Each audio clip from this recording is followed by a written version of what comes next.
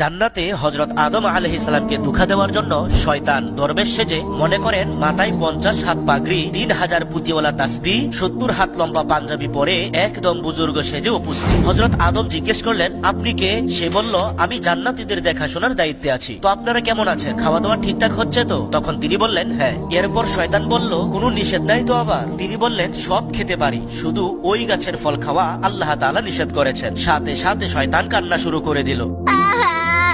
হযরত আদম বললেন, কাঁদেন কেন? শয়তান বলল, আমার জন্য কাঁদি না, আপনাদের দুঃখের জন্য কাঁদি। ওই গাছের মধ্যে আবে হায়াতের পানি আছে, তাই ওই গাছের ফল খেলে তার কোনোদিন অসুস্থতা এবং কোনোদিন মৃত্যু হবে না। এখন আল্লাহ তাআলা চায় না আপনাদের কোনো অসুস্থতা বা মৃত্যু না হোক, তাই আল্লাহ তাআলা আসলটাই নিষেধ করে দিয়েছেন। হে আদম, আমি নিজে খাইছি, এজন্য আল্লাহ তাআলা আমার হায়াত কিয়ামত পর্যন্ত বাড়িয়ে দিয়েছেন। তখন হযরত আদম পড়লেন, লা হাওলা ওয়ালা কুওয়াতা ইল্লা বিল্লাহ। সাথে সাথে শয়তান জান্নাতের ড্রেন দিয়ে পালিয়ে যাচ্ছে। হযরত আদম বললেন, দৌড়াচ্ছেন কেন? সে বলল,